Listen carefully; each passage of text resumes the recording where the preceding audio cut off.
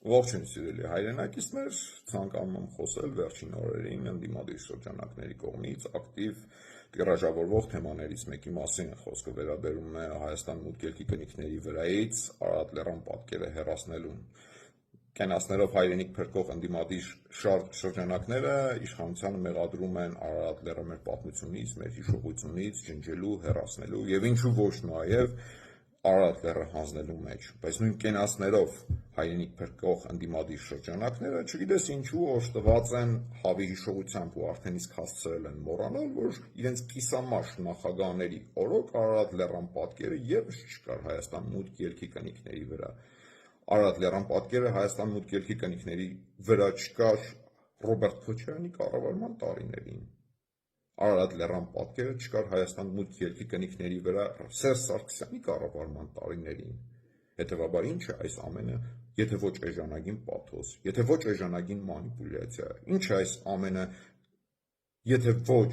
էժանագին մանիպուլյացիա, մարդկանց առողջ տրամաբանությունը խափանելու միջոց։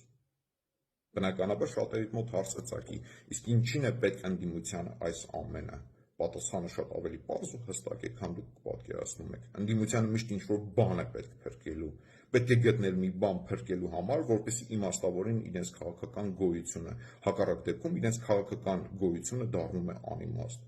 100 տարի առաջ Վան էին փրկում, Էրզրում էին փրկում, մի քանի տարի առաջ Ղարաբաղ էին փրկում, մի քանի օր առաջ Ծիծեռնակաբերդ էին փրկում, հիմա էլ Արարատ լեռան պատկերն են փրկում։ Որովհետև ընդդիմադիր շրջանակները շատ լավ հասկանում ու գիտակցում են, որ Հայաստանում հաստատված խաղաղությունը կանգնել է իրենց կոկորդներին ու չեն կարողանալու մարսեն 2026 թվականին սպասվող ազգային ժողովի ընտրություններին, որովհետև իրենց քաղաքական գոյությունը արդեն իսկ դարձել է անիմաստ, հետևաբար անդադ պետք է փնտրել և գտնել ինչ-որ բան, ինչն անհրաժեշտ է փրկել։ Սա է այս ամենի ողջ տրամաբանությունը։